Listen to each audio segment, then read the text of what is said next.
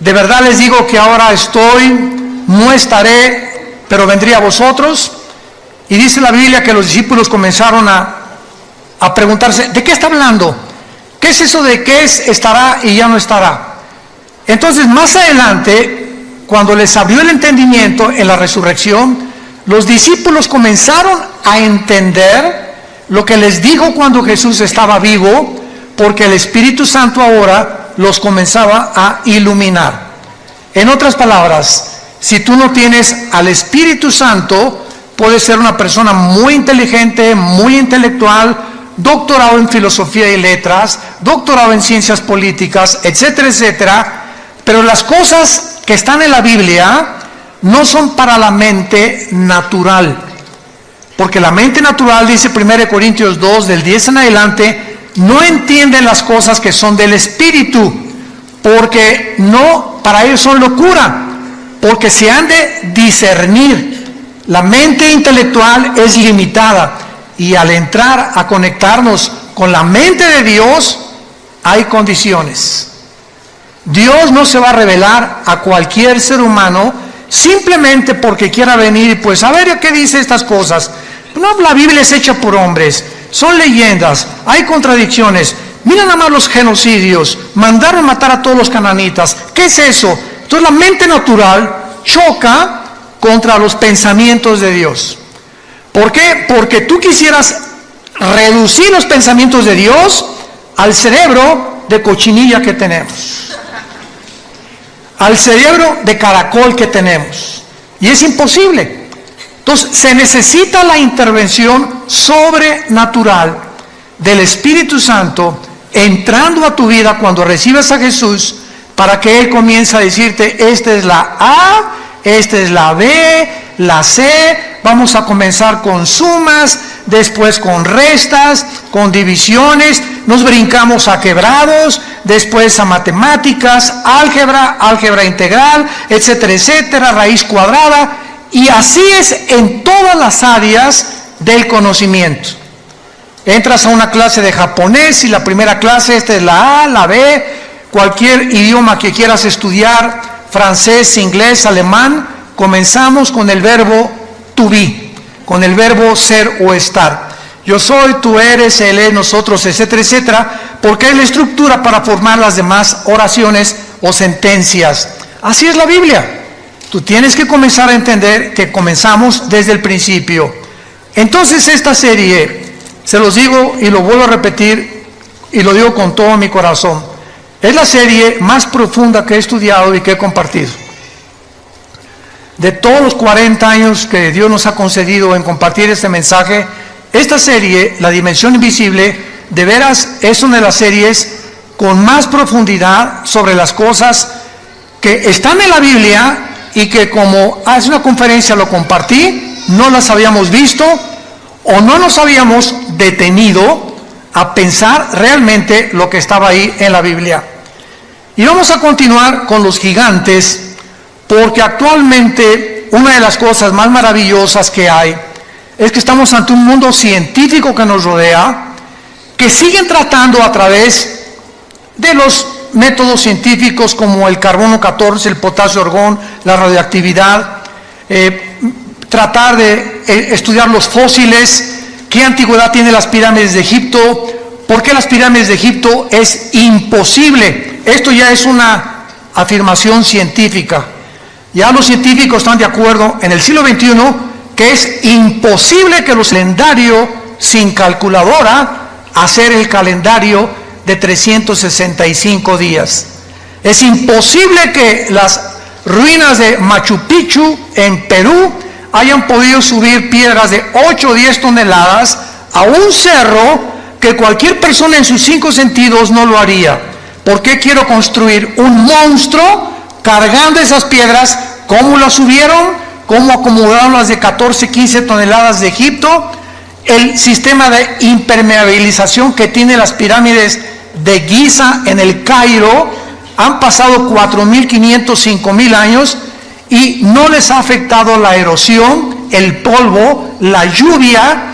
¿Cómo es que están alineadas todas a la constelación de Orión y a las estrellas en el cielo de una forma matemática y científica, cuando la astronomía hasta Galileo Galilei es la única explicación que el mundo tiene. ¿Cómo es posible que hace 4.000 años tuvieran un conocimiento cuando en el siglo XX comenzamos a descubrir las grúas, comenzamos a descubrir los métodos tecnológicos para construir, para cargar, etcétera, etcétera, para medir, para observar las estrellas, las calculadoras, las computadoras?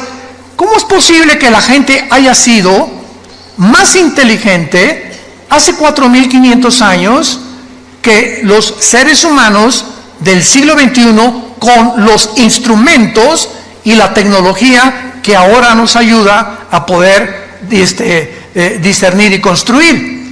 Entonces, ustedes, señores maestros de la universidad que nos escuchan, que enseñan a sus alumnos que venimos del Chita, que el hombre está evolucionando, por favor, es una contradicción histórica, porque la historia demuestra lo contrario, que antes eran más inteligentes que nosotros, y ahí está la prueba. Entonces, ¿cómo es posible que digamos que venimos de las cavernas? Pues claro que hay cavernarios, hay tribus todavía en el África y en las islas alrededor del África y de Australia que viven como en la edad de piedra, pero no significa que todos venimos de ellos. Entonces nos damos cuenta que el hombre tiene una contradicción cuando se mete a estudiar realmente la Biblia. Y cuando venimos a este libro nos habla y nos confirma que efectivamente hubo extraterrestres en el mundo. Pero esos extraterrestres no son marcianos, ni jupiterianos, ni saturnianos, ni venusinos, sino que este mundo fue visitado por ángeles caídos que produjeron monstruos. Durante 1000 años este planeta fue habitado por gigantes y se les llama en la Biblia los Nefilim, que significa en el hebreo los caídos, que se encuentran en Génesis 6. Consiguen la conferencia anterior, ahí expliqué todo esto. Una mezcla genética entre la semilla de Satanás a través de los ángeles y las mujeres, que la misma Biblia en el libro de Judas, antes del Apocalipsis, nos explica, porque la Biblia no es de interpretación privada, que estos ángeles fueron en pos de vicios, igual que los sodomitas, contra la naturaleza. Y entonces, así como Sodoma y Gomorra son conocidas, dos ciudades destruidas por Dios, porque el hombre dejó la hombría, que en lugar de la hombría es ser atraído por una mujer, el hombre comenzó a sentirse atraído por el hombre, las mujeres por las mujeres, y en ese momento el ser humano pierde la brújula y comenzamos a desconectarnos de nuestra realidad. Y si tú como hombre tienes el cromosoma Y que determina el sexo masculino, eres hombre. Y si tienes los cromosomas XX, eres mujer. Entonces, si tú tienes genéticamente un cromosoma que es el que determinó tu género, y tu mente te dice que no eres genéticamente lo que la ciencia y la naturaleza dice, tu vida es una lucha no contra Dios, contra la naturaleza, contra tu propia naturaleza, y claro que consecuentemente contra Dios, porque Él es el que nos creó. Entonces, todos estos conceptos que encontramos en la Biblia, nos damos cuenta también que en Génesis 3, versículo 15, la primera profecía del Mesías, Dios le dice a Satanás: tu semilla tendrá guerra contra la semilla de la mujer. Vemos dos semillas. La semilla de la mujer te herirá la cabeza, y tu semilla hará caer o le quitará el equilibrio a la semilla de la mujer. Esta palabra semilla, a los que les interese en Génesis 3:15, pon arriba la palabra semilla. Gracias porque trajiste tu Biblia, te felicito porque eres un estudiante de la Biblia. Entonces, si tú trajiste tu Biblia, rápidamente en Génesis 3:15 ponle a la palabra semilla Sera, con Z, que es la palabra hebrea para esperma. Ya comenzamos, ¿verdad? Hoy, pero lo he visto tantas veces, no me he fijado en eso. Les digo que hay tantas cosas en la Biblia, enigmáticas, misteriosas, que hasta que en 1954, por el amor de Dios, hasta el siglo pasado que se descubre el ADN, el código genético que cada célula de nuestro cuerpo contiene, con toda la información de nosotros, comenzamos a entender lo del esperma y lo de la genética, etcétera, etcétera, lo de la herencia. Y la Biblia se adelantó hace 4.500, 5.000 años para decirnos que Satanás tiene esperma.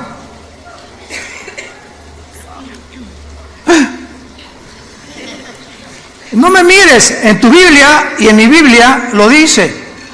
La semilla de Satanás vendría el anticristo. Y de la semilla de la mujer vendría el Mesías. Y comenzamos a interrogarnos. Eso es estudiar profundamente la Biblia. A ver, me voy a detener nada más en este versículo. Número 1, dos misterios. 1, la mujer no contiene la semilla. El que trae la semilla somos los varones. El esperma de mi papá ovuló o fertilizó el óvulo de mi mamá cuando se unieron y se produjo un cigote, y en ese cigote, ya lo comentamos, en ese cigote iba los 23 cromosomas de mi papá, los 23 cromosomas de mi mamá, 46 cromosomas que se juntan en un cigote, y en el momento de la fertilización, señores médicos que nos escuchan, no a las 2 semanas, no a las 4 semanas, no al mes, en el momento de la fertilización, la Biblia dice que ahí se forma la vida humana. Ahí estabas potencialmente tú y potencialmente yo. En el momento que se formó el primer embrión, ahí tú y yo éramos seres humanos con toda la información ya completa, potencial, para irse desarrollando. Tú serás pulmón, tu vesícula, tus riñones, tu sistema nervioso, tus nervios ópticos, tu tímpano, tu piel. Impresionante. Toda esa información codificada en un embrión, en una célula. Entonces ya en el 54, mayor parte de los ya casi ateos ya no hay, comenzaron a darse cuenta que era imposible la evolución.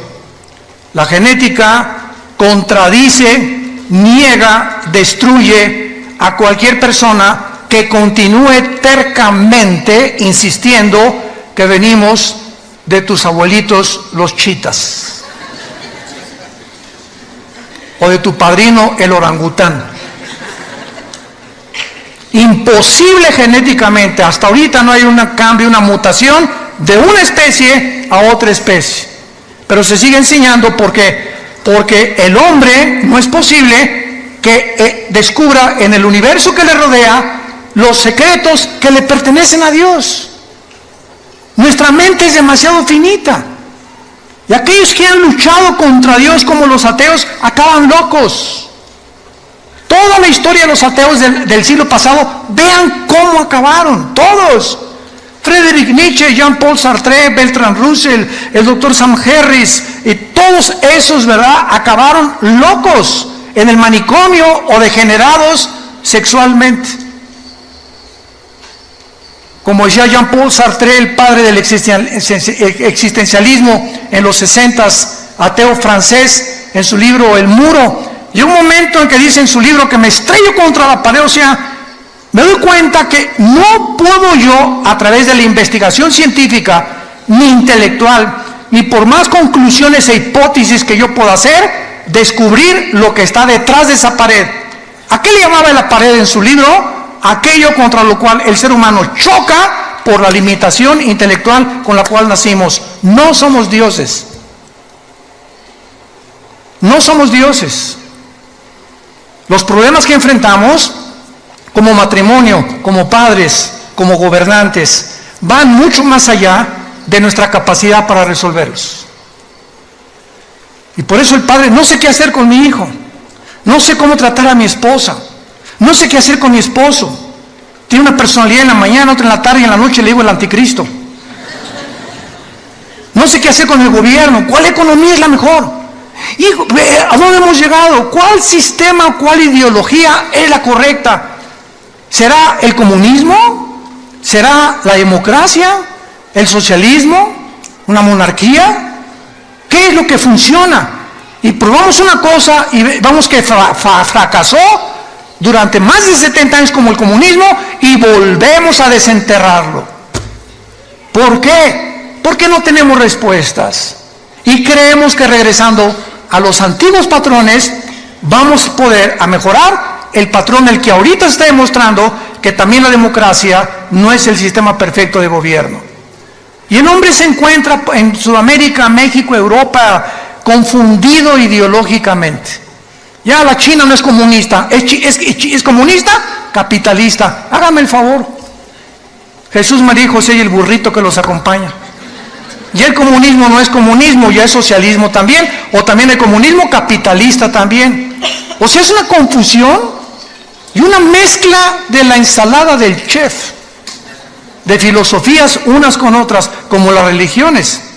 Ahorita religiones que es una mezcla de cristianismo con filosofías orientales y con brujería. Vean nomás qué ensalada, lo que meten en una olla, porque el ser humano sigue buscando la verdad. Aquí está. Yo soy el camino, yo soy la verdad, yo soy la vida, dijo Jesucristo hace 2000 años. ¿Dónde está la luz? En tu luz veremos la luz. Les dejo este manual, seres humanos, para que rijan sus vidas, para que controlen sus vidas, para que informen, para que me busquen con todo el corazón y encontrarás la brújula que necesitas para viajar en la peregrinación tan corta que es la vida humana. El otro día platicábamos, hay un piloto que es vecino de nosotros, en la casa de ustedes, de American Airlines, y me decía, Armando, cuando tú vas volando, él vuela pilotos de Boeing grandísimos, ¿verdad? Me dice, ¿y cómo le haces, por ejemplo, si sales de Dallas o sales de Chicago y vas a España, ¿cómo te diriges el mundo? Claro, su GPS le dice el norte, sur, lo que tú quieras, ¿no? Le digo, y al llegar a un aeropuerto, por ejemplo, ¿cómo sabes dónde está el aeropuerto, no? ¿Cómo sabes dónde aterrizar? ¿Cómo sabes en qué posición poner para, etcétera, etcétera? Y dijo, todo es por instrumentos. No tiene nada que ver nuestra capacidad, es por instrumentos. Si tú vas en un barco, un capitán pregúntale, y vas con el timón del barco, ¿cómo sabes en el océano, el sur, el norte, el occidente, el oriente, etcétera, etcétera, por las cartas de navegación? Si tú eres un buzo y comienzas a practicar el buceo, yo me acuerdo que bajé hasta 46 metros con Aqualón en los 70s, me invitaron a bucear cerca de Cancún y bajamos muy profundo y me dijo el instructor, mire, habíamos tomado clases durante casi 2 meses antes. Yo ya bajaba casi 10 metros porque fui criado en Acapulco, sin nada, bajaba 10 metros y sacaba ostras y todo, sin ningún aparato, y mis oídos resistían 10 metros de profundidad. Y me creía muy salchicha aquí, ¿no? Aquí, muy aquí. Y me dice mi instructor, nunca bajes sin un reloj que te diga dónde estás. Y yo, ¿cómo? Me dices que cuando buceas, pasando los 25 o 30 metros, el buzo no sabe si está bajando, si está así, o si está así, o si está subiendo. Entonces necesitamos un reloj que nos diga abajo que vas bajando o que ya vas subiendo. Y también me dijo, cuando subas a la superficie, nunca subas así derechito, verticalmente, porque se te pueden formar burbujas de oxígeno en la sangre y te mueres. Entonces, ¿cómo se sube? Así, poco a poco, para que tu cuerpo se vaya adaptando después de 30, 40, 50 metros o más, y así, porque esas son las reglas del buceo. Ahora, para vivir, ¿necesitamos una carta de navegación? ¿Necesitamos instrumentos? Saben ustedes que sin esto estás perdido. Y esta es la razón por la cual tu vida está naufragando. Porque estás en un océano, que es la vida, donde a tu familia la estás llevando a los arrecifes tal vez. Vas volando con tu familia en un avión sin saber a dónde vas a llevar a tu familia. Porque según tus suposiciones estás bien, pero no has querido tener la humildad que choca contra tu orgullo de reconocer que necesitas a Dios. Y estás buceando con tu familia y estás hundiendo a tu familia en lugar de estar sacándola a la superficie. ¿Por qué? Porque no tienes cartas ni instrumentos que te digan a dónde dirigirte. Entonces, si Dios existe, es lógico que nos haya dejado un manual, y es la Biblia. El primer libro en haber sido impreso en la imprenta de Gutenberg. El primer libro en haber sido impreso. El libro más vendido y más traducido a más dialectos y el más vendido de casi después de 1500 años en las librerías. Sigue teniendo el récord de ventas en el mundo. Es el bestseller. Y casi la mayor parte de las personas que la compran la Biblia la tienen en su casa llena de polvo. Ahí la tienen de vez en cuando. No, pues sí, ¿verdad? Porque no han sido movidas por el Espíritu Santo a descubrir y a comenzar a caminar con Dios. Si tú le dedicas 15, 10, 20 minutos en la mañana y antes de acostarte a leer la Biblia. Muy bien. Vemos nosotros en el Antiguo Testamento que cuando se mezclaron los ángeles con las mujeres, Génesis capítulo 6, no sabemos qué pasó. Lo único que sabemos es que hubo un producto. Mezcla ángeles, seres humanos. Hubo un producto que se llamaron los gigantes. Génesis 6, versículo 4. Y estos gigantes se tradujo de la palabra Nefilim. Nepilim, N enana, P de papá, con H intermedia. Nepilim, que significa los caídos. Estos Nefilim o estos gigantes estuvieron desde el tiempo del diluvio hasta el tiempo de David. Recuerden en 1 Samuel 17 que uno de estos descendientes de los gigantes, de los Nefilim, se enfrentó al ejército de Saúl, ¿se acuerdan? Es una historia de la escuela dominical. Y entonces este gigante se llamaba Goliat y tenía 4 otros hermanos de gigantes. Y David se enfrentó con él y sabemos la historia con la onda, ¿verdad? Que le pegó aquí exactamente en el entrecejo y cayó el gigante, agarró David la espada y le cortó la cabeza. David fue el último en la Biblia que terminó con la raza de gigantes. Ahora bien, vayamos a introducirnos un poco más en la Biblia. Veamos en el libro de Deuteronomio a estos gigantes que tal vez tampoco ni siquiera se predica de esto, desgraciadamente. Vamos a comprobar y a corroborar de qué manera poblaron el mundo antiguo y de qué manera estos gigantes eran enemigos tanto de Dios como del pueblo de Dios.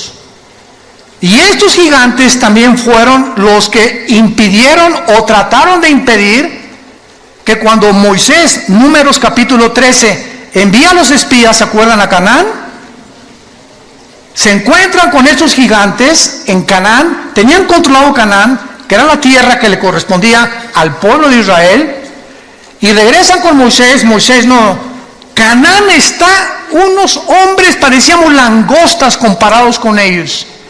Y solo Josué y Caleb dijeron, el gigante más grande es Dios.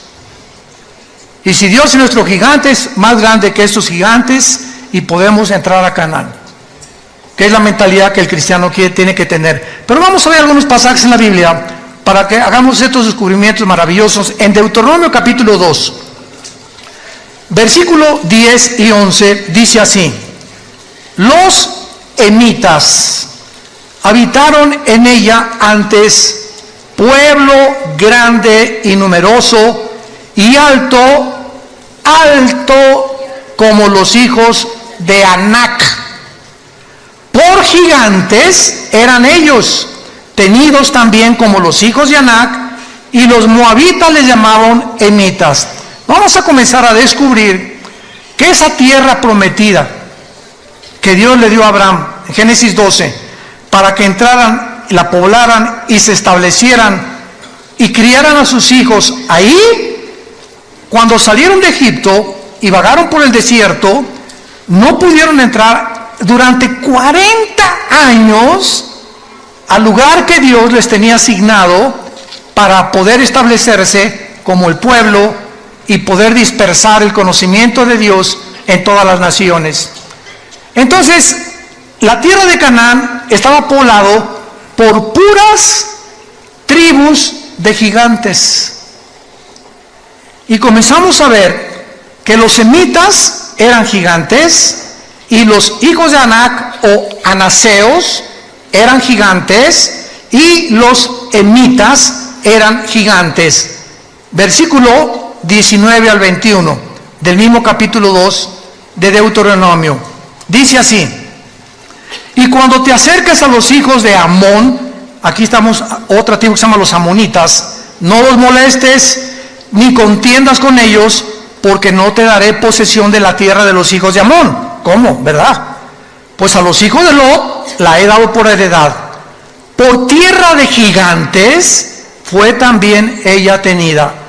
Habitaron en ella gigantes en otro tiempo, a los cuales los amonitas llamaban somsomeos, que significa los monstruos poderosos, como pueblo grande y numeroso y alto como los hijos de Anac, a los cuales Jehová destruyó delante de los amonitas. Estos sucedieron a aquellos y habitaron en su lugar. Brinquémonos al libro de los Números, capítulo 13, en la famosa expedición que tuvieron los judíos para asomarse a la tierra que estaban habitando precisamente los gigantes, y descubrir que esto fue precisamente lo que les impidió a ellos entrar a Canaán. Dice Números 13, 32 y 33. Pero vamos a leer mejor desde el 30. Números 13 del 30, para tener el contexto. Entonces Caleb, aquí ya regresaron de espiar la tierra de Canaán, hizo callar al pueblo delante de Moisés y dijo: subamos luego y tomemos posesión de ella, porque más podremos nosotros que ellos. Mas los varones que subieron con él dijeron: no podremos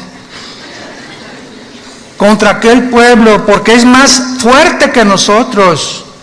Y hablaron mal de los hijos de Israel, de la tierra que habían reconocido, diciendo: la tierra por donde pasamos para reconocerla es tierra que traga a sus moradores, y todo el pueblo que vimos en medio de ella son hombres de grande estatura.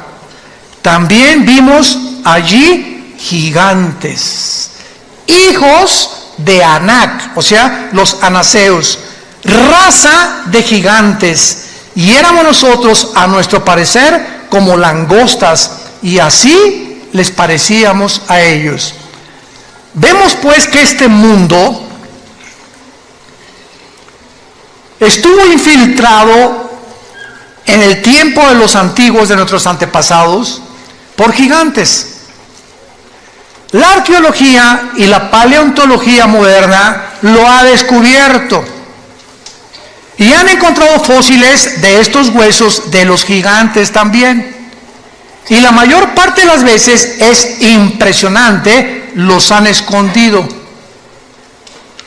Porque en el día que realmente se demuestre que no venimos del chango, ni del cavernario Galindo, ni de los cavernícolas, etcétera, etcétera, sino que hubo algo que ayudó a nuestros antepasados a dejar su huella en las pirámides de Egipto, en Machu Picchu, en Stonehenge en Inglaterra, cerca del mar de Galilea en Israel, en los mayas aquí en nuestra población, en el continente americano. Entonces la pregunta de los científicos es: ¿de dónde salieron? ¿Qué vamos a hacer con lo que hemos enseñado? Que venimos de los cavernícolas y no, seguro los extraterrestres. Pues claro que fueron los extraterrestres mezclados con seres humanos que se llamaron los Nefilim, los que ayudaron a todas estas personas a levantar las construcciones, las obras. Y esto les quiero anunciar ahora. En 3 semanas volví a reeditar el libro que acabo de escribir, Los Ángeles Caídos. pero ahora me lo está editando Editorial Berea en Miami, y va a salir en 3 semanas con mucha más información, mucha mejor presentación. Ya está en 23 distribuidoras en Estados Unidos, y en este libro explico todo lo que en esta serie, o en parte de la serie, estoy compartiendo.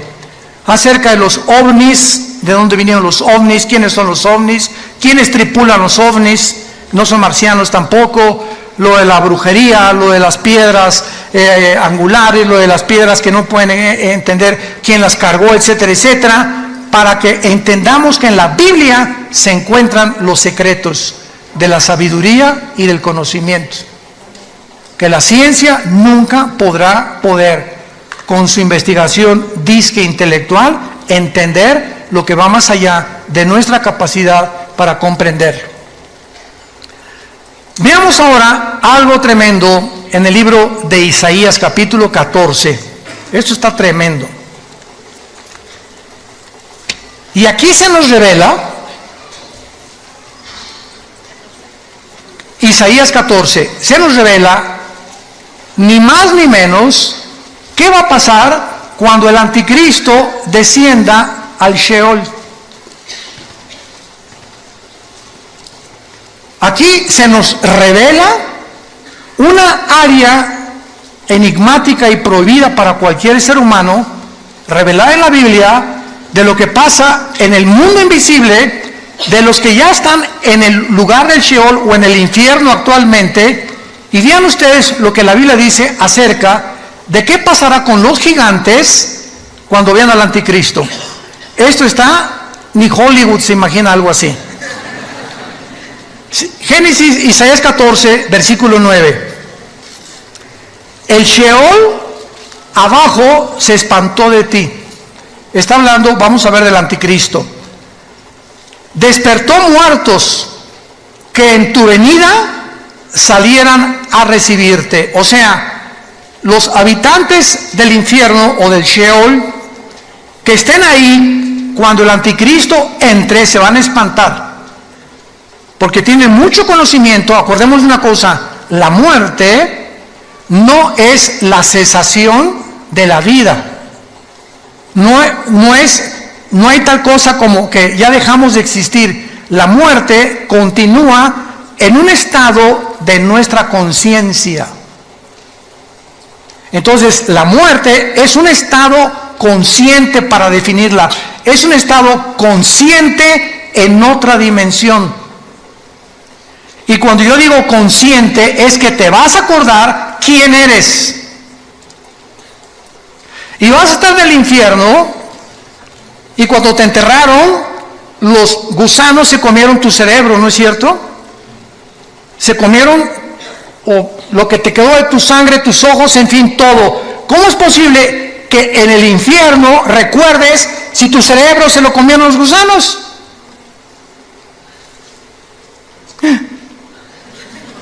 ¿A qué concluimos? Que la memoria, los sentimientos y las emociones no están en el cerebro.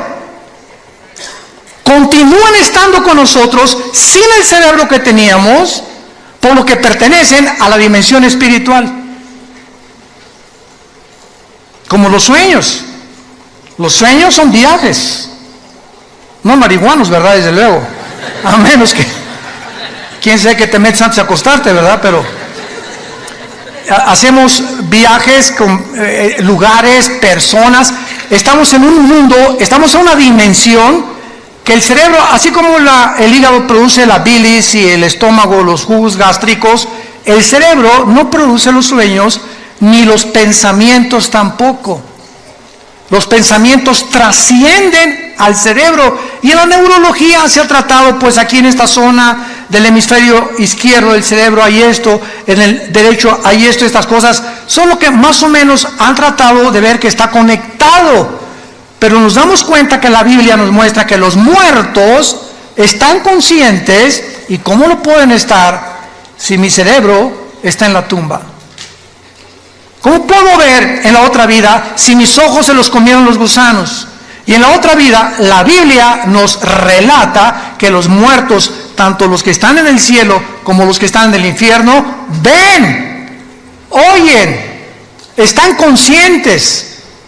Mantenemos la conciencia durante toda la eternidad, para bien o para mal. Aun cuando nosotros, cuando muramos, ¿verdad?, con Cristo, dichosos los que mueren en Cristo porque han descansado de sus obras del pasado, mantenemos la conciencia, pero dicen en Isaías que será renovada nuestra mente o nuestra conciencia, porque tendremos un cuerpo como el de Cristo cuando Él resucitó, glorificado como el de Él. Isaías 14. El Sheol se espantó, despertó muertos que en tu venida salían a recibirte, hizo levantar de sus sillas a los príncipes de la tierra, a todos los príncipes de la tierra y a los reyes de las naciones. Qué interesante que mientras estamos en vida, anhelamos puestos políticos. Quisiera yo ser rey. Yo sueño con un príncipe azul. Y ahorita los príncipes azules, como el príncipe Harris y Meghan, huyeron del palacio. No quieren saber nada de la monarquía. No sabes el precio que se paga viviendo en unas condiciones bajo la realeza y los protocolos. Le decían a Meghan, tú no puedes usar zapatos abiertos, tienen que ser cerrados, chiquita. Cuando cruces las piernas, que tu falda llegue a 5 pulgadas y no las puedes cruzar. Siempre te tienes que sentar derechita así. Tienes que usar estas cosas, no puedes decir estas cosas. Una serie de mandamientos y cosas que dijo a Dios. Y eso fue lo que le pasó a la mamá del príncipe Harris, a la pobre princesa Diana. También la princesa Diana salió, él como su mamá, imitó a su mamá, salió corriendo del palacio. Y más cuando supo, ¿verdad?, que su esposo con el que se casó ya andaba con otra, ¿verdad? Y se fue a buscar, ¿verdad?, a la pobre princesa Diana, fue con la Madre Teresa, fue con los pobres. Bueno, vemos todas estas cosas. Entonces, qué interesante que encontremos aquí que el Espíritu Santo, a los primeros personajes que nos retrata, son a los gobernantes y a los reyes. Y nos damos cuenta que al que mucho se le da, mucho se le va a pedir. Entonces, cuidado políticos que nos escuchan, cuidado jueces que nos escuchan, cuidado personas que tienen en su poder la autoridad de juzgar, de meter a la cárcel, de sacar a la cárcel, porque Dios los va a juzgar con una vara mucho más grande. Porque esta autoridad es delegada, no es de ellos, es delegada por Dios. Romanos 13, no hay autoridad más que de parte de Dios, y las que hay por Dios ha sido establecida. De manera que el que resista a la autoridad, resiste a Dios. Por eso se nos manda someternos a nuestros gobiernos. Que mi gobierno es comunista, mi gobierno es socialista, mi gobierno es esto, mi gobierno es lo otro. Oremos por el gobierno, oremos por nuestros gobernantes. Lo único que va a cambiar es la oración. Nada va a cambiar a México, ni a Guatemala, ni a Estados Unidos, ni a Inglaterra, más que nuestra vida. Y así como tú ves, mi oración le podrá cambiar las cosas. Tan chiquita que soy, tan chiquito que soy, ¿me oirán los ángeles también? No, los ángeles no te están escuchando. Te está escuchando Dios, Jesús y el Espíritu Santo. Y así como estás de chiquita y pareces que no valemos nada, cuando nos hincamos, movemos la geografía cósmica y movemos el cosmos con la oración de un solo santo. Puede mucho, al grado que Elías detuvo la lluvia 3 años y medio. Pero ya no soy Elías, me dicen Pancho. Dice en Santiago capítulo 5, Elías oró y la oración del justo puede mucho. Danos un ejemplo nada más, que cuando tomas en serio a Dios, no te imaginas el poder de la oración. No nos imaginamos, y más cuando oramos todos. Vamos a orar todos diario ahora por nuestro gobierno. Que Dios les dé sabiduría, que México tenga paz. Y dice a continuación, versículo 10, todos ellos darán voces y te dirán, ¿tú también te debilitaste como nosotros y llegaste a ser como nosotros? O sea, cuando el anticristo gobierne, todo el mundo lo va a ver. ¿Quién como él? Dice Apocalipsis 13. Y con poderes, y va a hacer que caiga fuego del cielo, y milagros, esto y el otro, una inteligencia diabólica increíble, va a resolver los problemas de la economía, de la pobreza, todo va a ser un genio que el mundo se va a hincar delante de él y va a decir, este es el Mesías, este es el líder que necesitaba el mundo. Y cuando baje al infierno, los que murieron antes que en él, va a decir, ¿eras tú? ¿Tú eres esa chinche que estabas ahí brincando como un comal cuando estabas vivo? Ahora eres igual que nosotros. Qué impresionante es esto, pero lo más impresionante es lo siguiente. Dice la Biblia, el versículo 10, darán de voces y te dan todo. Pero la palabra, apunten ustedes por favor, en el versículo 9, el Sheol abajo se espantó de ti, despertó muertos. Esa palabra muertos es la palabra Refaim, que es otra de las palabras hebreas para los gigantes y para los nefilim. Ahí van a estar los nefilim o los espíritus de los gigantes en el infierno con otros espíritus de seres humanos también. Y vemos nosotros que la Biblia los coloca ahí porque vamos a ver otro pasaje donde estos gigantes que habitaban la tierra, mezcla híbrida, ángeles humanos, no van a resucitar. Tanto los buenos como los malos vamos a resucitar, ¿correcto? Por más malo que seas, después del milenio, Apocalipsis 20 del 11 al 15, el juicio del gran trono blanco es la resurrección, que es la segunda muerte de los incrédulos. Isaías 26, demos la vuelta a Isaías 26. Dejamos a la Biblia seguir hablando. Génesis 26, Isaías 26, versículo 14. Vean nada más este versículo. Isaías 26, 14. Muertos son, no vivirán. Han fallecido, no resucitarán. A ver, espérenme tantito. Usted, oiga, maestro del Instituto Bíblico, maestro de teología, ¿quiénes no van a resucitar? Tanto los buenos como los malos. ¿Quiénes son? ¿Qué género o qué entidad espiritual está mencionando aquí que ellos no van a resucitar? La palabra fallecido y muertos ahí, apúntalo, es la palabra Refaim. Otra vez, los gigantes. Ellos no van a resucitar. Yo vi tantas veces este versículo y así pasa, no lo entiendo, le doy la vuelta a la hoja, porque es lo mejor que podemos hacer, ¿verdad? Chocamos con tantas cosas en la Biblia que le sigo leyendo mejor, como cuando comemos pescado, ¿no?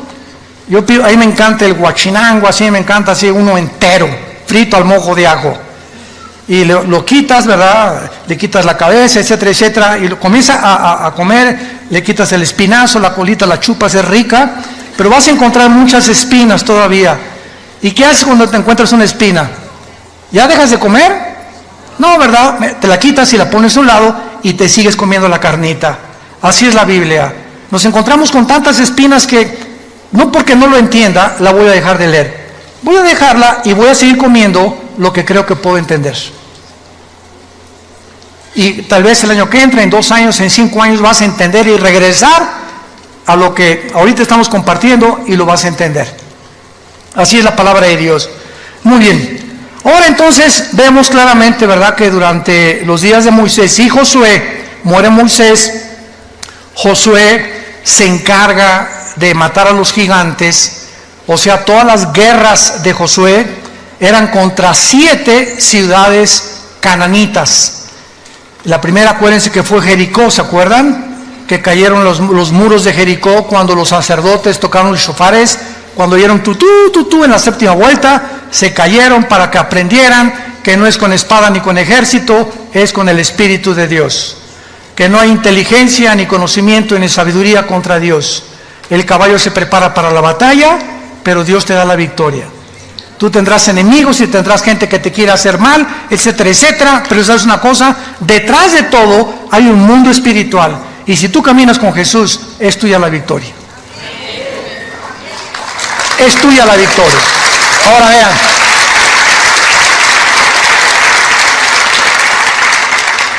Josué, todo el libro de Josué se trata precisamente de la lucha contra los cananitas.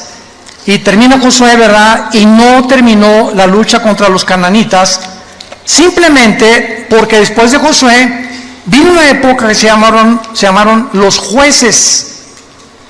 Y los jueces, todos fracasaron, entre ellos fue Sansón, Gedeón, que son muy famosos. Israel pecaba contra Dios, Dios los juzgaba y les mandaba un juez. Pecaba contra Dios y les mandaba un juez. El libro de los jueces es el libro más oscuro, donde las tinieblas más grandes cubrieron la tierra de Israel. Y entonces después de los jueces, pues ya vinieron, ¿verdad?, el primer rey que Dios les manda a Saúl, que Dios no quería que Saúl fuera rey tampoco. Vino David, que era el ungido de Dios, y después de David vino Salomón.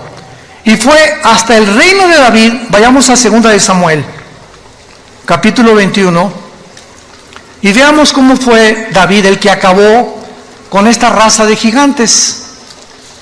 Por eso se le llama a David el guerrero más grande de la Biblia, a Salomón el hombre más sabio.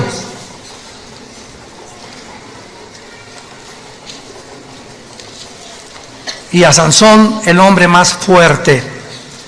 Lo curioso de que el hombre más sabio de la Biblia, Salomón, el guerrero más fuerte de la Biblia, David, y el hombre más fuerte que cargaba una puerta casi de 150 kilos y con una quijada mataba leones, Sansón, estos tres hombres los venció una mujer. Con razón tanto feminicidio, ¿verdad? Una sola mujer fue la causa y Dios lo deja. Y lo interesante también es que, ¿se acuerdan quién venció a Sansón, verdad? ¿Sabes qué significa Dalila? La que debilita a los hombres. Cuando un hombre casado, porque David tenía esposa y Salomón tenía, pero bastantitas, etcétera, etcétera, cuando comenzamos a poner nuestros ojos y apartarlos de nuestro matrimonio, no nos imaginamos los hombres casados. ¿Para qué es esta argollita? Cuando tu esposa salga de viaje, asegúrate que la lleva. Esta argollita, cuando vas en el avión, cuando vas a una reunión, un restaurante, cualquier mujer que ve en un hombre esta argollita, a la mujer le dice que estás fuera del mercado. Y si una mujer trata de coquetear con un hombre que trae esta argollita, te estás metiendo en los terrenos de Satanás. Coquetear con un hombre casado, no te imaginas, no te la vas a acabar. Y peor el hombre, desde luego, ¿verdad? Pero precisamente esto es la marca que llevamos para de alguna manera estar protegidos, que ya no estamos en el mercado. Y que el dueño de mi vida, claro que es Dios, pero yo me debo a una sola mujer, ella a mí.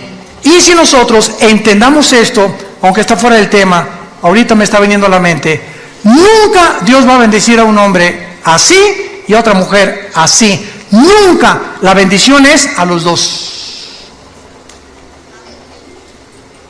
Si tú estás por acá, yo soy muy espiritual, mi esposo es una carnalota, o yo soy muy espiritual y mi esposo, hasta que no arreglen sus problemas y no caminemos los dos juntos, no esperemos ser guiados por el Espíritu Santo, ni que haya bendición sobre tu familia. Te engañas completamente. Los dos tenemos que caminar, y se los digo a mis pastores, porque hay pastores que la obra de Dios y el evangelismo y esto y el otro y la familia pasa a segundo lugar. Cuando la familia pasa a segundo lugar, Dios no bendice a ese pastor, ni a ese misionero, ni a ese hombre, por más que se parezca a San Francisco de Asís. es al matrimonio a quien Dios bendice. Y si no nos cae el 20 y no entendemos estas verdades espirituales, vamos a fracasar en nuestro caminar con Cristo. Dice 2 Samuel 21, versículo 15, volvieron los filisteos a hacer la guerra a Israel, descendió David, y Benob, uno de los descendientes de los gigantes, estos eran hermanos de Goliat, cuya lanza pesaba 300 cielos de bronce, versículo 17, mas Abisai, hijo de Sarbia, llegó con su ayuda e hirió al filisteo y lo mató. Versículo 18, otra segunda guerra hubo después en Gob contra los filisteos. Entonces Sibecaí en Jueces capítulo 1 se menciona que pertenecía a la raza de los gigantes también. Mató a Sal, quien era hijo de los descendientes de los gigantes. Y hubo otra guerra en Gob contra los filisteos, y hijo de Laare, Orejim de Belén, mató a Goliat Geteo, el asta de cuya lanza era como rodillo de telar. Después hubo otra guerra en Gad, donde había un hombre de gran estatura, el cual tenía 12 dedos en las manos y 12 dedos en los pies, 24 por todos, y era descendientes de los Refaim, o de los Nefilim, o de los gigantes. Este desafió a Israel y lo mató Jonatán, hijo de Simea, hermano de David. Estos 4 gigantes eran descendientes de los gigantes de Gad. Acuérdense que Goliat era de esta tierra, venía de Gad. Si leen 1 Samuel 17, los cuales cayeron por mano de David y por manos de sus siervos. Damas y caballeros, familia de Dios, estamos en una guerra cósmica. Y solamente hasta que tú llegues a tomar en serio las Escrituras, tu familia estará protegida. Tu matrimonio saldrá adelante, tus hijos te lo agradecerán. Si esas condiciones no están en ti, no vas a poder entender la Biblia